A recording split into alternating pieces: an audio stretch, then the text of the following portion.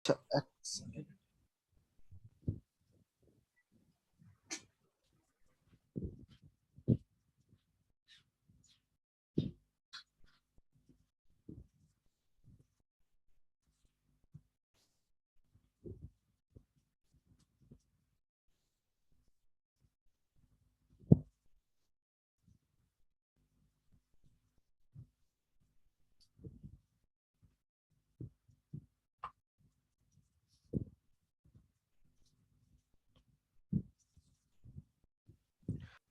জি বলেন। জি, একটা কোশ্চেন ছিল, সেটা হচ্ছে প্রমিস নিয়া। এই হচ্ছে আমরা যখন সেট টাইম আউট হচ্ছে দেই, তখন হচ্ছে ওর পরে যে কোড গুলা থাকে, মানে সেট টাইম আউটের পরে যে কোড গুলা থাকে, সেই কোড গুলা তো মনে করেন হচ্ছে সেট টাইম আউটটা স্কিপ করে সেই কোড গুলা রান হওয়ার পরে আবার সেট টাইম আউটটা হচ্ছে রান হয়, তাই না? হ্যাঁ, মানে আপনার বলতে পারেন যে সেট টাইম আউটটা কিছু সময়ের জন্য স্কিপ হয়, মানে ওটা জাস্ট ইগনোর করে সে পরের লাইনে চলে যায়। And কিছু সময় পর ওটা এক্সিকিউট হওয়া শুরু করে যখন দেখা যাচ্ছে ওর টাইমটা যখন শুরু হচ্ছে। মানে হচ্ছে ওইটা হচ্ছে ওই সেট টাইম আউটের যে টাইমটা দেওয়া থাকে ওই টাইম হিসেবে ওই সেট টাইম আউটে আবার ব্যাক করে, না হচ্ছে সব নিচের পরে সবগুলা কোড রান হওয়ার পরে আবার সেট টাইম আউটে ব্যাক করে, এটা জানতে চাচ্ছিলাম। আচ্ছা, এইখানে একটু সমস্যা আছে, সেটা হচ্ছে মাঝে মধ্যে দেখবেন যে সেট টাইম আউটের যে টাইমটা থাকে সেটা কিন্তু জি। ঠিকঠাক ভাবে মানে এক্সাক্ট সময়টা কাজ করে না। তো হ্যাঁ, কিছু আগে পরে হয়। হ্যাঁ, কিছু আগে পরে হয়, এটার কারণটা হচ্ছে সে বাকিগুলাকে এক্সিকিউট করতে যায়, সে নিজে একটু ডিলে হয়ে যায়। আচ্ছা, আপনার প্রশ্নের উত্তর আমি একটু স্ক্রিন শেয়ার দিয়ে দেখাচ্ছি। জি।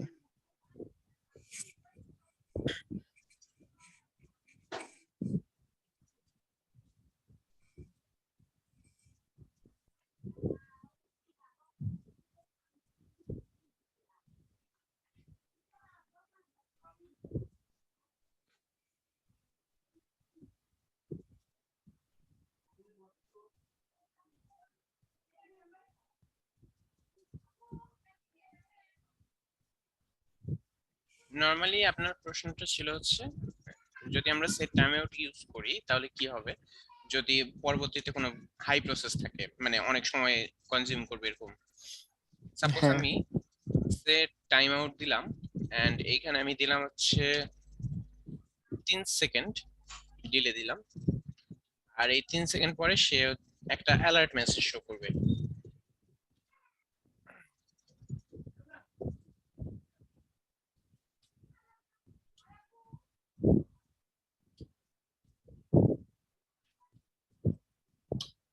ওকে, আমি যদি এটা এক্সিকিউট করি, রান করি, তাহলে সেক্ষেত্রে আমাকে দেখাচ্ছে আফটার 3 সেকেন্ডস। এখন আমি পরবর্তীতে একটা কাজ করব, সেটা হচ্ছে ওয়াইল লুপ দেবো এন্ড এখানে ইনফিনিট দিয়ে দিব, যেন সে সবসময় ঘুরতেই থাকে। এন্ড কিছু রাখার দরকার নেই আপাতত। চলেন তাহলে দেখি এখন কি হয়। 3 সেকেন্ড কাউন্ট করি, এন্ড কোনো টাইম আউট আসতেছে না। জি। তার মানে সে বাকি কাজগুলো এক্সিকিউট শেষ করবে, দেন তারপরে সে টাইম আউটে ব্যাক করবে। সো যদি কোনো কারণে, এমন কোনো। জি। আচ্ছা যদি কোনো কারণে আপনার দেখা যাচ্ছে যে সেট টাইম আউটটা মানে সেট টাইম আউটের পরে আপনি একটু প্রসেসটা একটু ডিলে করছেন, কোনো কাজ করছেন এমন কিছু যেটা একটু সময় কনজিউম করছে, তখন সেক্ষেত্রে সেট টাইম আউটের যে 3 সেকেন্ড আছে তার সাথে ওই সময়টা যুক্ত হয়ে যাবে। আর আপনি আরেকটা কি যেন প্রশ্ন করছিলেন। হ্যাঁ, আমি বলতেছি যে এমন কি কোনো হচ্ছে ওয়ে আছে যে হচ্ছে সেট টাইম আউটটা স্কিপ করার পরে ওই সেট টাইম আউটে যেই টাইমটা সেট করা থাকবে সেই টাইম অনুযায়ী ওই কোডগুলো রান হওয়ার পরে আবার সেট টাইমে ব্যাক আসবে, এন্ড সেট টাইমটা আবার এক্সিকিউট হওয়ার পরে তারপর বাকি যেই কোডগুলো আছে সেগুলো এক্সিকিউট হলো, এরকম কি কোনো ওয়ে আছে?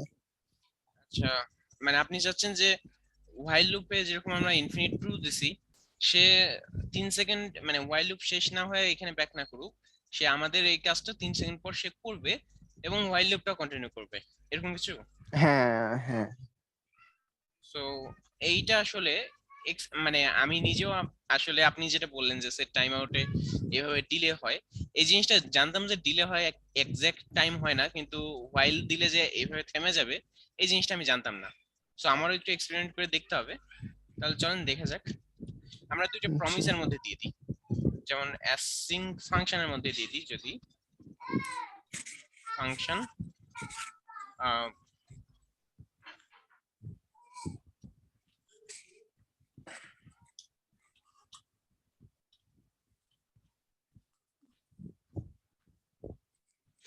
এখন এই ক্ষেত্রে পরেরটা আমরা একইভাবে ফাংশনের মধ্যে দিব।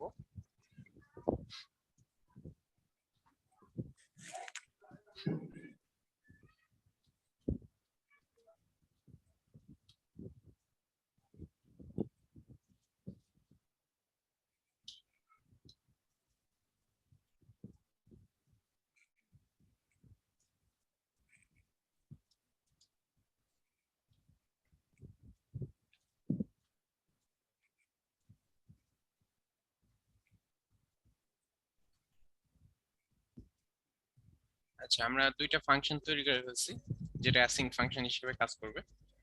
এখন যদি আমি দুইটা ফাংশন পরপর লিখি, টাইম, দেখা যাক এখন এটা কাজ করে কিনা। সরি,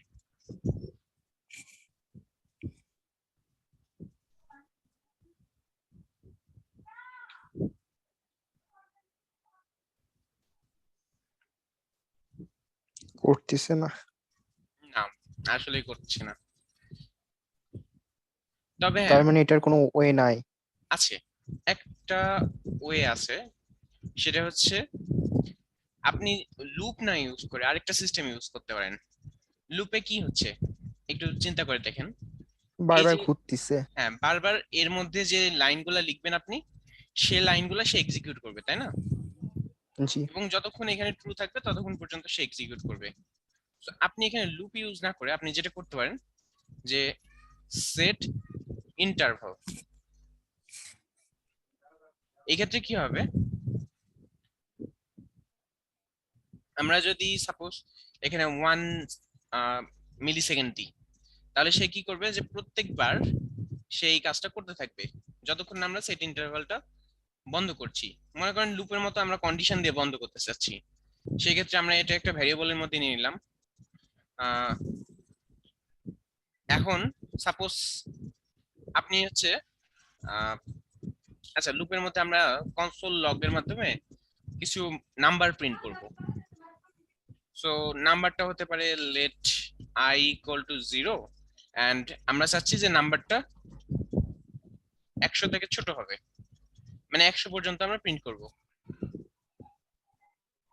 সো গ্রেটার দেন 100, তাহলে আমরা কি করব, এখানে হচ্ছে ক্লিয়ার ইন্টারভাল ইনটা।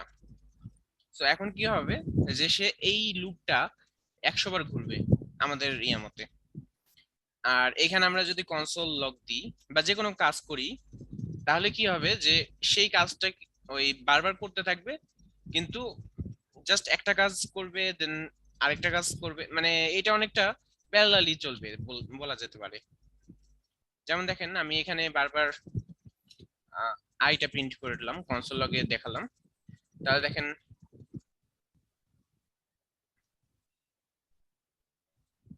এই যে আফটার 3 সেকেন্ডস কিন্তু দেখালো, অবশ্য এখানে এটা কাউন্ট হতেই আছে। আচ্ছা, এটা ব্রেক করেনি, তার মানে ক্লিয়ার ইন্টারভাল কাজ করেনি। ও আচ্ছা, আমরা আই প্লাস প্লাস কখনো করিনি, হ্যাঁ। আই যেটা ছিল আর সেটাই আছে। সো ইন্টারভালের ভেতরে এরকম কন্ডিশন তার মানে হচ্ছে করা যায়। হ্যাঁ, সো আমরা এখন যদি আই প্লাস প্লাস দিয়ে দিই, তাহলে দেখেন 100 পর্যন্ত প্রিন্ট হলো। এদিকে আবার 3 সেকেন্ড পর এটাও দেখাচ্ছে আফটার 3 সেকেন্ডস। দোনোটাই কাজ করলো। হ্যাঁ, তখন একসাথে কিন্তু দুইটাই কাজ করতে পারবে। ইভেন আমি এখানে যদি আরো একটু নাম্বার বাড়াই দিই, তাহলে সেক্ষেত্রে সে কিন্তু আরো বেশি সময় ধরে লুপ ঘোরাবে। এন্ড এইখানে তখন আমরা আরো সুবিধা মতো দেখতে পারবো, এটা চলা অবস্থায় দেখা যাবে যে আমাদের অ্যালার্ট মেসেজ চলে আসছে। এই যে দেখছেন, জি ভাইয়া। সো আমরা এখন প্যারালালি জিনিসটাকে রান করতে পারছি। কারণটা কি, যে সে ইন্টারভালের মাধ্যমে জিনিসটা করছে। সে প্রত্যেকবার 1 মিলি সেকেন্ড করে ইন্টারভাল রাখছে পুরো কাজ শেষ হওয়ার পরে। এন্ড ওই ইন্টারভালের মধ্যে তখন সে চেক করছে বাকি কাজগুলো হয়েছে কিনা, অন্য কোনো কাজ পেন্ডিং আছে কিনা। যেমন এই যে আমরা যে সেট টাইম আউট দিছি, এই কাজটা পেন্ডিং হয়ে আছে কিনা। সো আমরা যদি মনে করি যে জিনিসগুলোকে আমরা প্যারালালি চালাবো, সেক্ষেত্রে আপনারা চেষ্টা করবেন যে জিনিসটা লুপ না ইউজ করে ওখানে সেট ইন্টারভাল টাইপের কিছু একটা ইউজ করতে।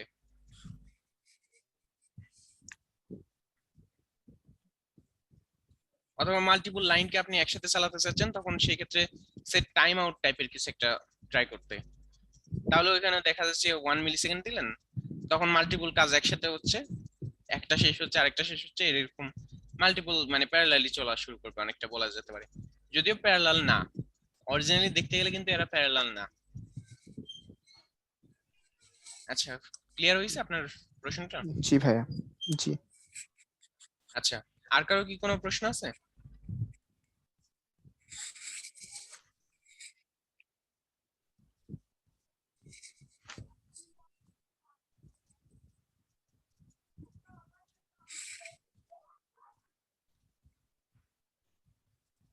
আচ্ছা ভাইয়া, টাইম আউট যে একটা নাম্বার রিটার্ন করে, ওটা কিসের নাম্বার?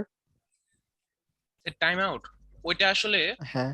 মানে প্রত্যেকবার আপনার এই যে টাইম আউট বলেন বা ইন্টারভাল বলেন, এরা যখন নতুন নতুন করে ক্রিয়েট হয়, তারা নিজেদেরকে একটা ইউনিক নাম্বার দিয়ে অ্যাসাইন করে ফেলে। যে নাম্বারটা দেখা যাচ্ছে, মনে করেন যে ওই কত নাম্বার সেট টাইম আউট, এটা হয়তো বা ইন্ডিকেট করতে পারে। যেমন ক্লিয়ার ইন্টারভাল, আপনি ফাংশনটা কল করছেন তাই না? ক্লিয়ার ইন্টারভাল জি। কাকে ক্লিয়ার করবে, মানে কোন ইন্টারভালটাকে ক্লিয়ার করবে, এটা তো ওই জানে না। এটা আপনার জানানোর ক্ষেত্রে একটা নাম্বার বা কিছু একটা লাগবে, যেটার মাধ্যমে আপনি নির্দিষ্টভাবে চিহ্নিত করতে পারবেন যে অমুক নাম্বার বা জিনিসটাকে, ভ্যারিয়েবল। হ্যাঁ অমুক জিনিসটাকে আমাদের ক্লিয়ার করতে হবে, মানে অমুক জিনিসটাকে আমাদের থামাতে হবে। তখন সেই ক্ষেত্রে আপনি ওই নাম্বারটা দিয়ে ওই জিনিসটাকে ব্যবহার করতে পারছেন। জি, বুঝতে পারছি। ইভেন ক্লিয়ার টাইম আউট যেটা আছে, ওটা কিন্তু ওই টাইম আউটের যে নাম্বারটা আপনারা পাবেন, ওটা ক্লিয়ার টাইম আউটের মধ্যে দিয়ে দিলে আপনার ওই নির্দিষ্ট সময় যে একটা কাজ করার কথা ছিল, কিন্তু তার আগে সেটা ক্লিয়ার হয়ে যাবে, মানে সেটার কাজ হবে না, থেমে যাবে, মানে ওটা ক্যান্সেল করে ফেলবে এক প্রকার বলতে পারেন। 3 সেকেন্ড পরে মনে করেন যে একটা ফাংশন এক্সিকিউট করার কথা ছিল, কিন্তু সে 3 সেকেন্ড পরে ওটা আর এক্সিকিউট করবে না যদি তার আগে আপনি ক্লিয়ার টাইম আউটটা করে ফেলেন ওই অর ইন্টিজার নাম্বারটা দিয়ে। জি, বুঝতে পারছি। মানে এটা অনেকটা এমার্জেন্সি বাটনের মতো, প্রেস করলেন সাথে সাথে থেমে গেল, ওই আর ওর যদি জায়গাতে গেল না। প্রোগ্রামের মধ্যে যদি আমার কখনো দরকার হয়, ওইটা টাইম আউট করার আগে পেস্ট করে হ্যাঁ দিব, হ্যাঁ, তাহলে ওইটা আর হবে না। এক্স্যাক্টলি। জি।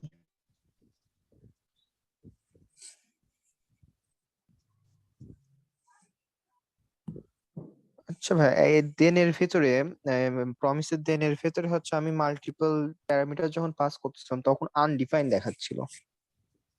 প্রমিসের দেনের মধ্যে মাল্টিপল প্যারামিটার পাস করছিলেন? আচ্ছা, হ্যাঁ। আপনি আপনার কোডটা দেখাতে পারবেন? হ্যাঁ, আসলে কোডটা এরকম ভাবে লেখা নাই তো, প্র্যাকটিস করার টাইমে আবার মুছে দিছি। আচ্ছা ঠিক আছে, আমি তাহলে শেয়ার দিচ্ছি, আপনি একটু দেখেন বিষয়টা। আচ্ছা ঠিক আছে। এমনি হচ্ছে প্রমিসটা আগে করে নেন, তারপর হচ্ছে দেন একটা ইয়া করেন। ওইখানে হচ্ছে আপনি একটা প্যারামিটার হচ্ছে পাস করে দেখাইছিলেন, এই একটা প্যারামিটার পর্যন্ত ঠিক আছে, বাট যখন আমি হচ্ছে দুইটা বা তিনটা প্যারামিটার পাস করতে যাচ্ছি, ওটা আনডিফাইন্ড আসতেছে। আচ্ছা, আমরা একটা, আচ্ছা নরমালি প্রমিসই নিই, নিউ প্রমিস। জি। আপনি প্রমিসের দেনের কথা বলছেন, সো আমরা এখানে আপাতত একটা নর্মাল ফাংশন তৈরি করে রেখে দিই, অ্যারে ফাংশন। অ্যারে ফাংশনের পরে এখন যদি পি ডট দেন দিই, এইখানে আমাদের আরেকটা ফাংশন পাস করতে হয়। সো আমি এখানে আরেকটা অ্যারো ফাংশন তৈরি করছি। এখন এই ফাংশনের মধ্যে প্যারামিটার নিতে পারবো আমরা। আচ্ছা, জি। এই ফাংশনের মধ্যে আপনি একাধিক প্যারামিটার পাস করতে চাচ্ছেন? হ্যাঁ। অরিজিনালি এখানে একটা ভ্যারিয়েবল সে রিসিভ করে, কিন্তু আপনি যদি চান যে অনেকগুলা প্যারামিটার আপনি রিসিভ করবেন, তাহলে সেক্ষেত্রে আপনার যেটা করতে হবে যে এখানে সাপোজ আমি দুইটা ধরে নিলাম,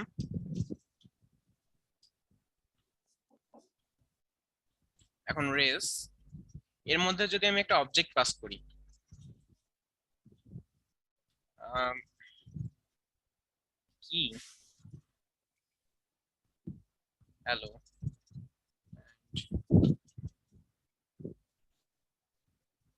ওয়ান, ওকে। এখন যেটা হবে যে এখানে আমরা যেটা রিসিভ করব, এখানে কিন্তু আমরা একটাই নিচ্ছি, এন্ড এদের বাই ডিফল্ট যে সিস্টেমটা আছে সেটা হচ্ছে আমরা একটাই এরকম পাস করতে পারবো, যে কোনো একটা ডাটা পাস করতে পারবো। সো আপনি মানে একটাই নিলেন, কিন্তু সেক্ষেত্রে আপনি ওইভাবে অবজেক্টের মাধ্যমে কিন্তু মাল্টিপল ভ্যারিয়েবল বা মাল্টিপল ভ্যারিয়েবলের ডাটা ওইভাবে নিয়ে নিতে পারবেন। যেমন এই যে আমি যদি এখানে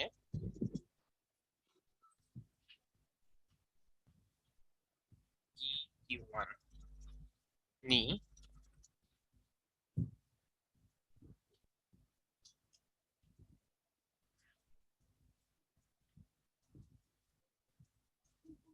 আমাকে হ্যালো দেখাচ্ছে, এন্ড ইভেন আমি যদি এরপরে অ্যালার্টে কি ওয়ান দিই, তাহলে দেখেন আমাকে হ্যালো হাই দুইটাই দিচ্ছে। আচ্ছা, তার মানে হচ্ছে ডাইরেক্ট কোনো প্যারামিটার আমি পাস করতে পারবো না, অবজেক্ট আকারে পাস করতে হবে।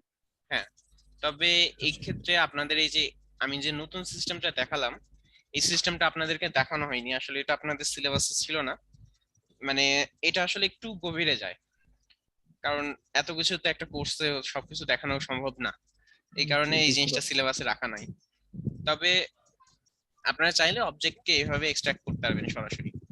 অবজেক্টকে সাপোজ আপনি একটা অবজেক্ট বানাইছেন, মনে করেন নেন যে লেট a ইকুয়াল টু কি ভ্যালু ওয়ান, দেন কি ওয়ান ভ্যালু টু। আচ্ছা, এখানে কি ভ্যালু যা ইচ্ছা আপনার যেটা থাকবে, যেটা ইচ্ছা আপনি রাখতে পারবেন। তারপরে মনে করেন আপনি জিনিসটাকে সরাসরি কিছু আলাদা আলাদা ভ্যারিয়েবলে নিতে চাচ্ছেন, তখন এইভাবে লেখা যায় কি কি কমা কি ওয়ান ইকুয়াল টু এ। তাহলে কি হবে যে এই জিনিসগুলো এক্সট্রাক্ট হয়ে যাবে, এখান থেকে সরাসরি এক্সট্রাক্ট হয়ে কি আর কি ওয়ানে চলে আসবে। ইভেন এইভাবে আমরা লিস্টটাকেও একইভাবে মানে অ্যারে যেটা ছিল ওটাকেও কিন্তু এইভাবে এক্সট্রাক্ট করতে পারতাম। Suppose let B equal to, আপনি দুইটা ডাটা নিছেন, ডাটা ওয়ান, ডাটা মানে যতগুলা ডাটা আপনি নেবেন সবগুলা এইভাবে। এখন আমি ওই জিনিসটাকে সরাসরি আলাদা করতে পারবো। মনে করেন যে আমি দুইটা ভ্যারিয়েবল নিলাম, X comma Y equal to B যদি দিই, তাহলে দেখেন এই যে যে দুইটা ডাটা আছে না, এটা পরপর একটার পরে আরেকটাতে চলে আসবে। মানে এক্স এর মান হয়ে যাবে ডাটা ওয়ান, ওয়াই এর মান হয়ে যাবে ডাটা, সরি ডাটা এখানে আমি অন্য কিছু দিই, ডাটা টু হয়ে যাবে। তো এই জিনিসগুলো করা যায়, এবং এইগুলো একটু আরো গভীরে আপনারা যদি অ্যারে অবজেক্ট নিয়ে আরো বেশি ঘাটাঘাটি করেন, তাহলে আরো ভালোভাবে এই জিনিসগুলো জানতে পারবেন।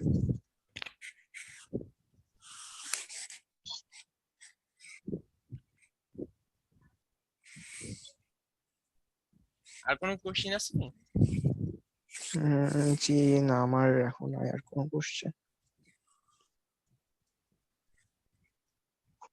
আচ্ছা, অন্য কারো কি কোনো কোশ্চিন আছে আপনাদের? ভাইয়া মানে আমার একটা বি ক্রাউড রিলেটেড একটা মানে বেসিক প্রবলেম দেখানো ছিল, মানে ওইটা অ্যাকসেপ্ট করতেছে না, মানে আচ্ছা, একটু। ঠিক আছে, শেয়ার দিতে পারবেন কি আপনি? জি ভাইয়া স্যার। আচ্ছা, শেয়ার দেন। ভাইয়া এই এনেবল মানে ডিসেবল করার স্ক্রিন আচ্ছা, শেয়ারিংটা। ঠিক আছে, আমি দেখছি, এখন শেয়ার দিতে পারবেন। আমার স্ক্রিন দেখা যাচ্ছে? হ্যাঁ, দেখা যাচ্ছে। তবে মানে ফিক্সড পাসওয়ার্ডের বিষয়টা হইলো মানে ভাইয়া মানে যতবার আমি আর কি ভুল পাসওয়ার্ড এন্টার করব, ততবার আর কি আমার মানে এরর দেখাবে যে হয় নাই, মানে সেনহাইন ভ্যালিডা। আর যখন এটা হবে তখন আমাকে ই করতে দিবে। তো ভাইয়া মানে আমি এটা অন্য প্রোগ্রামিং ল্যাঙ্গুয়েজে এই সিস্টেমে করছিলাম, বাট এখন ভাইয়া মানে যখন ইনফাইনাইট লুপ চালাইতেছি এখানে ভাইয়া মানে এটা কোনোভাবে মানে ভাইয়া হ্যাং হয়ে যেতেছে, মানে এটা মানে কিভাবে করতে পারি, হুম রিজলভ করতে পারি। কখনো শেষ হচ্ছে না। আচ্ছা আপনি হ্যাঁ প্রবলেমটা হ্যাঁ, একটু যান, প্রবলেমে যান। ওকে ওকে। আচ্ছা দেখেন এখানে কোথাও একটা টার্মিনেটের কোনো কিছু একটা বলছে, যে সামহাও এটা টার্মিনেট হবে। যেমন আচ্ছা এখানে বলছে write a program that keep reading a password until it is valid, মানে যতক্ষণ পর্যন্ত ভ্যালিড না পাচ্ছে ততক্ষণ পর্যন্ত রিড করতে থাকবে। সো করতে থাকবে। আপনার লুপটা ততক্ষণ পর্যন্ত ঘুরবে যতক্ষণ না সে ভ্যালিড পাসওয়ার্ড পাচ্ছে। হ্যাঁ হ্যাঁ, এখন বুঝতে পারছেন কিভাবে প্রোগ্রামটাকে থামাতে হবে? আপনার প্রোগ্রামে যান, দেখেন ওইখানে কোনো রকম মানে টার্মিনেট করার মতো কোনো প্রোগ্রাম লেখা নাই। সো আপনার ওই জিনিসটাই লিখতে হবে, যখনই ভ্যালিড পাবেন তখন আপনার ওই লুপটাকে ব্রেক করতে হবে। মানে ভাই আমি করছিলাম কি, মানে ভাই যখন কিনা আমি কোনো ইনপুট দেওয়ার আগে বা পরে মানে একটা ইনফাইনাইট লুপ ক্রিয়েট করছি, মানে হোয়াইল দিয়ে ভাই 2 বা 1 দিছিলাম। তো তখন ভাই দিছি যদি ভাই কোনোভাবে ইনপুটটা 2002 হয়, তাহলে এটা অ্যাক্সেস পারমিটেড দিয়ে আর কি ব্রেক করবে। তো এটা তবুও ব্রেক করতেছে না, মানে এটা আর কি ডিটেক্ট করতেছে না, এই বিষয়টা আমি আর কি বুঝি না এটার মধ্যে। আচ্ছা সো আপনার তো ব্রেক দেখছি আছে অলরেডি হ্যাঁ ভাই অ্যাক্সেস। আমি ওইটাই বলতেছিলাম। হুম আচ্ছা এখানে আপনি শুধুমাত্র লাইন 0 কেন নিছেন? আচ্ছা ভাই এখানে আমার মানে একটা কথা ছিল, আমি যদি মানে আই সংখ্যক লাইন্স নেই ধরে নেন, হ্যাঁ কারণ দেখেন এখানে এখানে যদি তো আই প্রত্যেকবার আলাদা হ্যাঁ আলাদা লাইন হবে। হ্যাঁ হ্যাঁ ওইটি, কারণ সুদাল তো শুধু উপরের টেন আছে, বাকিগুলো তো নেবে না। হ্যাঁ আর আই ইকুয়াল টু 0টা আপনার বাইরে লিখতে হবে লুপের উপরে, লেট দিয়ে ওকে আই ইকুয়াল টু 0 লিখতেন, দেন আই ভিতরে কোথাও একটা প্লাস প্লাস করে দেন। মানে এটা একদম শেষে করে দিলে হবে? হ্যাঁ শেষে করে দিলে হবে। আমি এটাকে রান করে দিই। হ্যাঁ ভাই এটা টার্মিনেট মানে থামছে। হ্যাঁ ভাই এটা থামছে, 3 বার মানে ই করার পর এটা অ্যাক্সেস নিচ্ছে। আপনার সামনে আমি আর কি বিষয়টা পাবলিক দেখা যায়।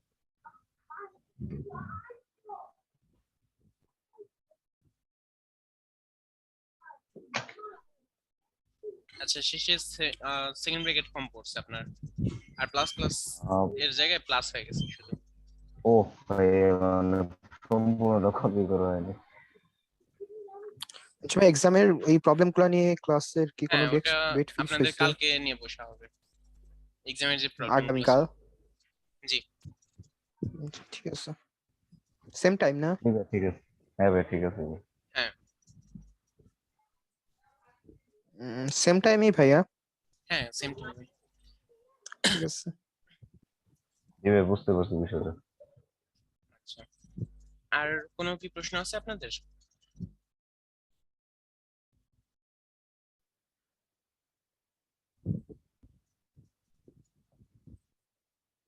হ্যালো ভাইয়া। বলেন। আহ, আমি তো আসলে কি বাইরে ছিলাম, জয়েন করতে পারিনি সময় মতে। একটু কি রিভিউ করবেন নাকি? পূর্বের ক্লাস ক্লাসটা কি রিভিউ করার শেষ? কথা বলছেন? হ্যাঁ হ্যাঁ, আচ্ছা ক্লাস কি এটা কি শেষ নাকি? আজকে জাস্ট প্রবলেম সলভিং এর ক্লাস ছিল, পূর্বের ক্লাসের প্রবলেম সলভিং এর ও ক্লাস। আচ্ছা আচ্ছা। ও আচ্ছা আচ্ছা।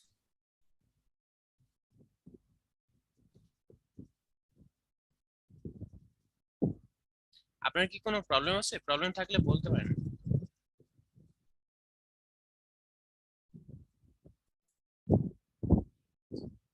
প্রবলেম তো আছে, তবে বিগ ক্লাউডে জি বলেন, সমস্যা নেই, যেখানকারই হোক বলেন। মাত্র আসছি তো, এখন ওপেন করি নাই। আচ্ছা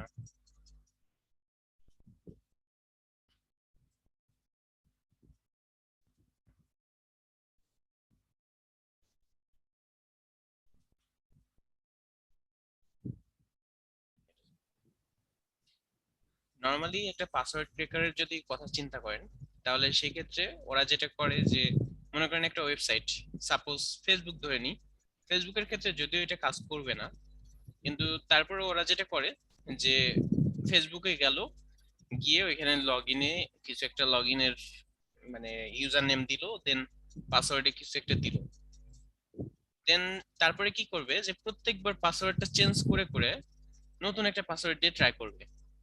এটাকে kind of brute brute force, force attack. হ্যাঁ কাইন্ড অফ ব্রুট ফোর্স বলা যেতে পারে, কিন্তু ওদের ক্ষেত্রে এটা ডিরেকশনারি ডিকশনারি। ডিকশনারি অ্যাটাক, জি। কারণ কি জানেন, যে ওরা যেটা করে ইনফরমেশন গ্যাদার করে।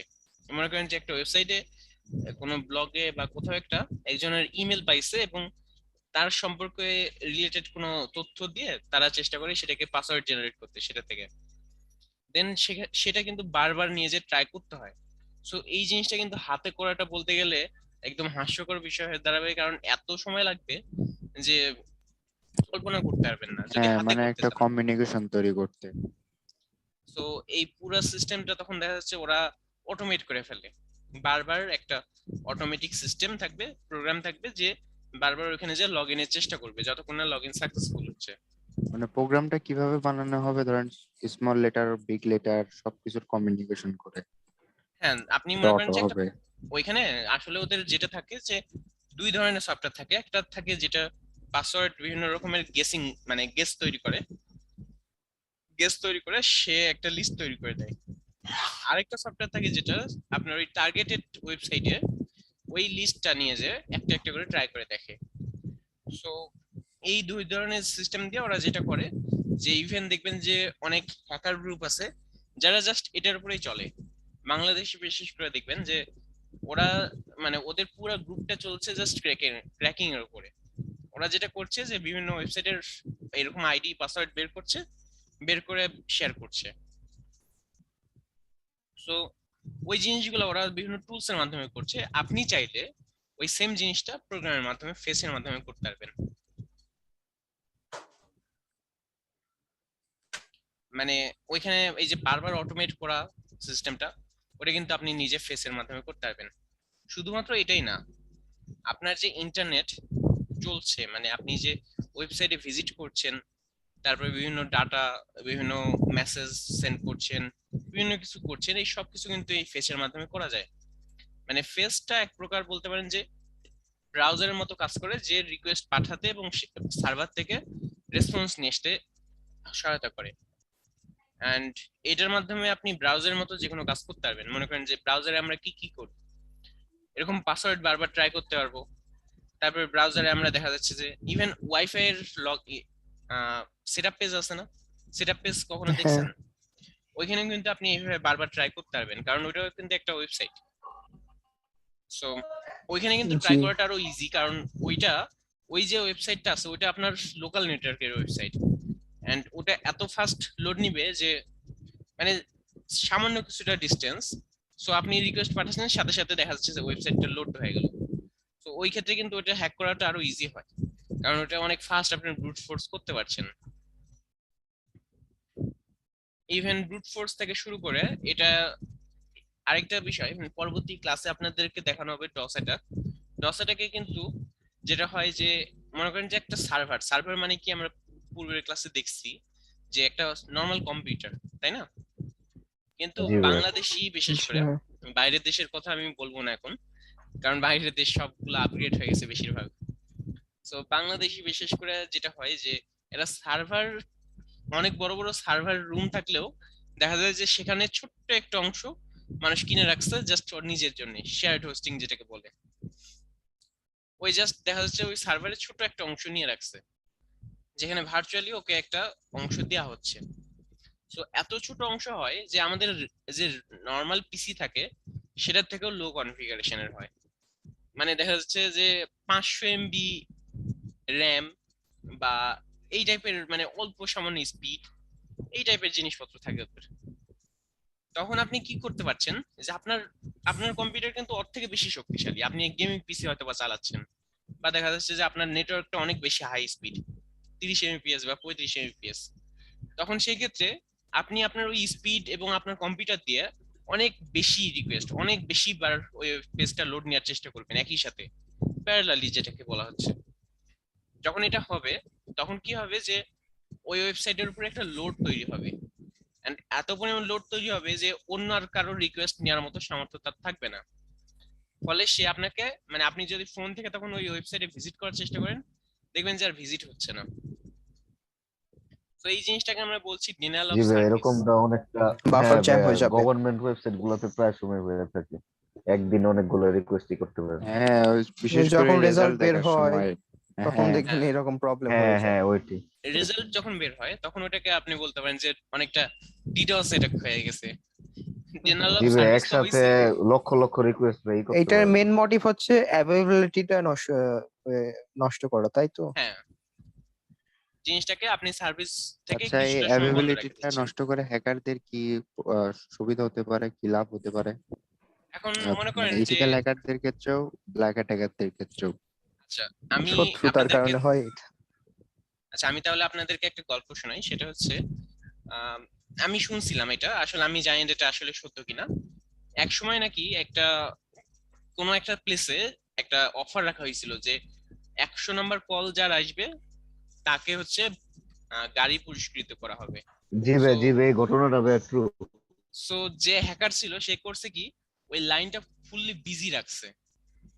সে এমন ভাবে প্রোগ্রাম লিখছে যে ওই লাইনটা বিজি যেন থাকে, এন্ড ফাইনালি 100 নম্বর কল যে ওই নিজে দিছে। ফলে অন্য কেউ আর ওই লাইনে কল দিতে পারেনি।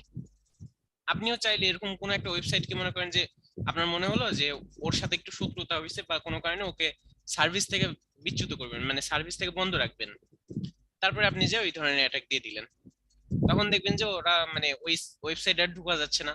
মনে করেন যে একটা কলেজের ওয়েবসাইট নতুন নতুন উদ্বোধন হয়েছে, এখন সে মানে একটা ফাংশনে কলেজের ওয়েবসাইটটা শো করা হবে, আপনি চাচ্ছেন না যে ওই ফাংশনে শো করানো হোক, আপনি তখন ওই জিনিসটাকে বন্ধ করে রেখে দিলেন।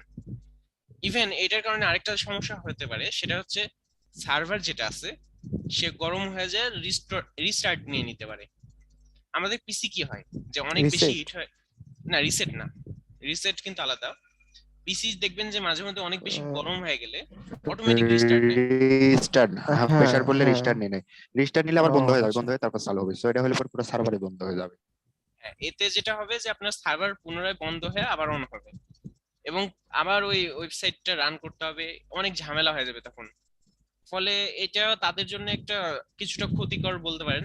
যেমন ফেসবুকে যদি এরকম হয়, যদি সম্ভব হয়, তাহলে কি হবে যে ফেসবুকের সার্ভিস বন্ধ হয়ে থাকবে, আমরা কেউ ফেসবুকে ঢুকতে পারবো না। ফেসবুকে দেখা যাচ্ছে billion billion billion billion. Dollar loss হবে। হ্যাঁ, এক্স্যাক্টলি, রিসেন্টলি কিন্তু ফেসবুক এক রাতের জন্য মেবি বন্ধ 6 ছিল। ঘন্টা, 6 ঘন্টা ছিল বন্ধ। হ্যাঁ, আর তার জন্য কিন্তু ফেসবুক অনেক বড় ক্ষতি সম্মুখীন হয়েছিল। ডাইরেক্ট 5 নম্বরে নেমে গেছে ভাই চলে পর। সো এই ধরনের অনেক সমস্যা হতেই পারে যদি আপনি এরকম কোনো কিছু করতে পারেন। কিন্তু বর্তমানে দেখবেন যে গুগলে পুরো বিশ্বের মানুষ ভিজিট করছে, গুগল কিন্তু সবাইকে সার্ভিস দিচ্ছে, কারণ সেই পরিমাণ ক্যাপাবিলিটি তাদের আছে। বাংলাদেশের রেজাল্টের সাইটে নাই, সেটা এখন কিছু বলার নাই। জি। আবার এই আপনার বাংলাদেশের অনেক ডিসক্লোজার প্রোগ্রাম, মানে ডিসক্লোজার প্রোগ্রামও নাই তেমন কোনো কিছু। এই যে বাংলাদেশের সব গভর্নমেন্ট ওয়েবসাইট গুলো আছে এত দুর্বল, এখানে যে আপনি যে কোনো প্রোগ্রাম বা কোনো প্রকার কিছু ঠিক করতে যাবেন, ও আপনাকে উল্টা কেস দিয়ে দিবে। হ্যাঁ, ডিসক্লোজার প্রোগ্রাম তো নাই। আসলে বাংলাদেশে একটা সমস্যা কি যে নর্মালি গভর্নমেন্ট যে সাইট গুলো আছে সেগুলো দেখা যায় যে টেন্ডারের মাধ্যমে আহ, যে কোনো প্রাইভেট কোম্পানি করে থাকে।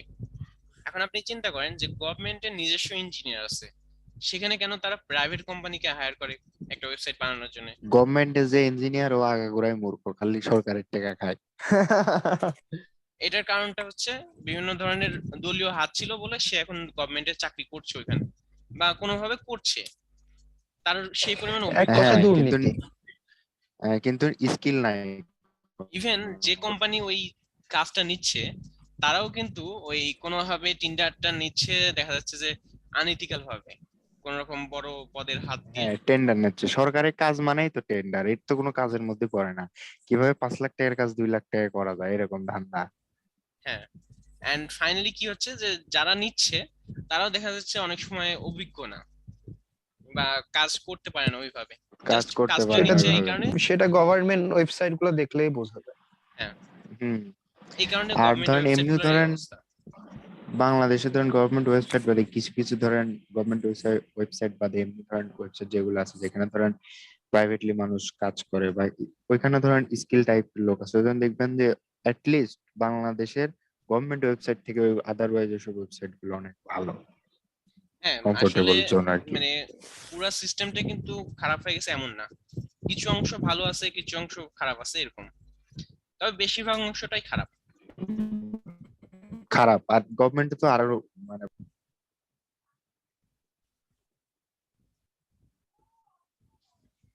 আচ্ছা ঠিক আছে, তাহলে আজকে কি আপনাদের আর কোনো কোশ্চেন আছে? জি না ভাইয়া। না ভাই। যে কোনো কোশ্চেন, আর আউটসাইডের কোশ্চেনও করতে পারেন, সমস্যা নেই। Question.